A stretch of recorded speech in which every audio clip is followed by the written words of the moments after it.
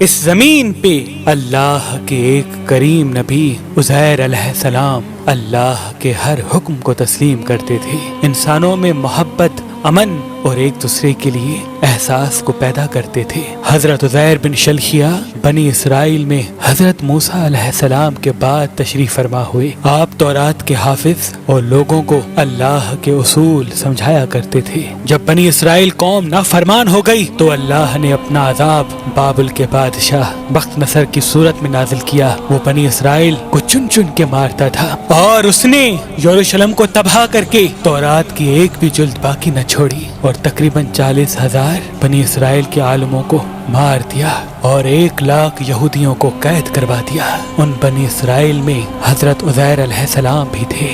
بس ایک دن اللہ نے معجزے سے اپنے نبی عزیر کو ان کی قید سے رہا کروایا۔ آپ رہائی کے بعد یروشلم آتے ہیں اور دیکھتے ہیں کہ پورا یروشلم ویران اور لوگوں کی قبریں بنی ہوئی ہیں۔ آپ کی آنکھوں سے آنسو رواں ہوتے ہیں اور اللہ سے فرماتے ہیں، اے اللہ، اب یہ لوگ تو کیسے زندہ کرے گا اور اس ویران شہر کو کیسے آباد کرے گا؟ یہ کہہ کے آپ نے دیکھا کہ وہاں کچھ میوہ دار درخت موجود ہیں۔ آپ وہ پھل کھاتے ہیں، انگور کا رس پیتے ہیں اور کچھ پھل اپنے پاس محفوظ کرتے ہیں، اور آپ کے ساتھ آپ کا گدھا بھی تھا جس پہ سوار ہو کے آپ یروشلم تک پہنچے تھے۔ آپ نے اپنے گدھے کو مضبوط رسی سے باندھ دیا اور ایک درخت کے نیچے آرام کرنے لگے۔ اس وقت آپ کی عمر مبارک تقریباً 40 سال کی تھی۔ اتنی دیر میں اللہ نے موت کے فرشتے کو حکم دیا کہ جاؤ عزیر کی روح قبض کر دو۔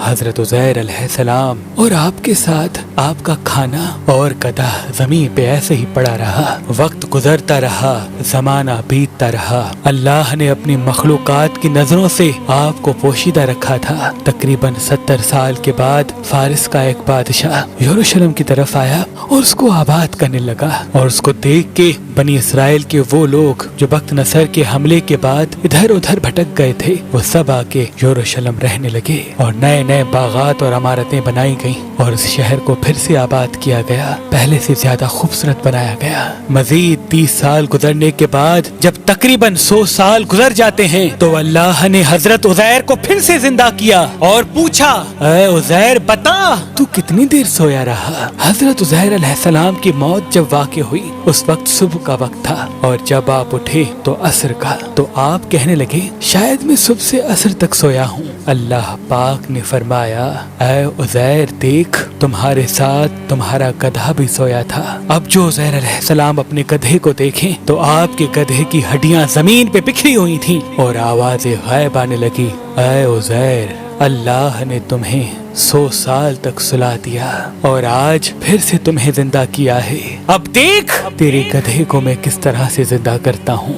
حضرت عزیر علیہ السلام دیکھتے رہے کہ آپ کے گدھے کی ہڈیاں جڑنا شروع ہو گئی، ایک ڈھانچہ بننا شروع ہو گیا اور اس پہ ماس چڑھنا شروع ہو گیا، اور رفتہ رفتہ وہ گدھا زندہ ہو کر آپ کے سامنے کھڑا ہو گیا۔ پھر اللہ کا حکم آتا ہے، اے عزیر دیکھ، آج بھی تیرا کھانا ویسے کا ویسا ہے جیسے 100 سال پہلے تھا۔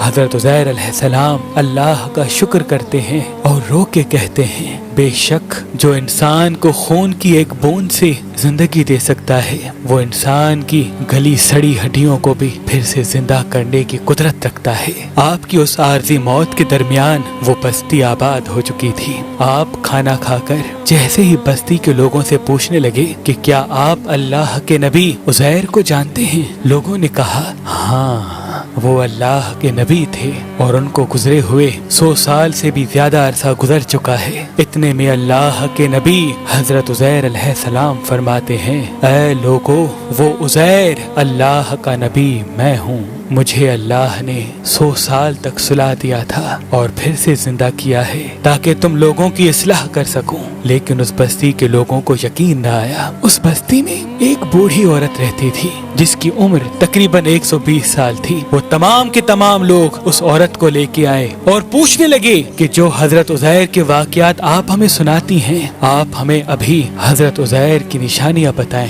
وہ عورت ایک ایک نشانی ان تمام لوگوں کو بتانے لگی اور وہ سب کے سب لوگ ہر اس نشانی کو حضرت عزیر میں دیکھنے لگے کہ آپ کے کپڑے بھی ویسے ہیں، آپ کی آنکھیں بھی ویسی ہیں، آپ کا بولنا بھی ویسے ہے، آپ کا چلنا بھی ویسے ہے۔ اتنے میں وہ بوڑھی عورت جو نابینا تھی کہنے لگی، اللہ کا نبی عزیر جو بھی دعا مانگتا تھا اللہ وہ فوراً قبول کر دیتا تھا، اللہ نے ان کے ہاتھوں میں شفا کو رکھا تھا۔ اے شخص، اگر تو واقعی اللہ کا نبی عزیر ہے تو میرے لیے دعا کر کہ اللہ میری آنکھوں کو صحیح کر دے۔ تو یوں حضرت عزیر علیہ السلام دعا مانگتے ہیں اور اللہ اس بوڑھی عورت کی آنکھوں کو روشن کر دیتا ہے۔ اب جو وہ عورت حضرت عزیر کو دیکھے تو چیخ کے کہنے لگی، مجھے قسم ہے اپنے خالق کی، یہی عزیر ہے۔ وہ سب کے سب لوگ حضرت عزیر کے قدم چومنے لگے۔ اب وہ چند لوگ اور وہ بوڑھی عورت حضرت عزیر کے ساتھ بنی اسرائیل کے لوگوں کے پاس آتے ہیں، جہاں حضرت عزیر کا بیٹا اور پوتے بھی موجود تھے جو بوڑھے ہو چکے تھے۔ وہ بوڑھی عورت سب کو بتانے لگی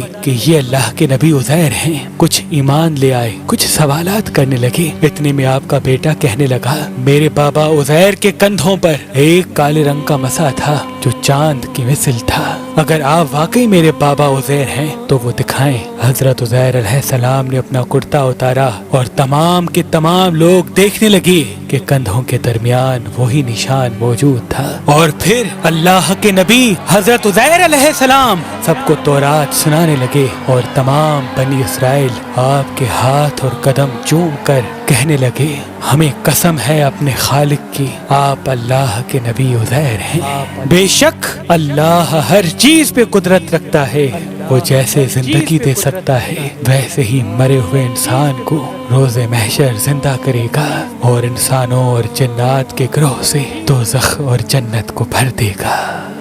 ہر چیز پہ قدرت رکھتا ہے۔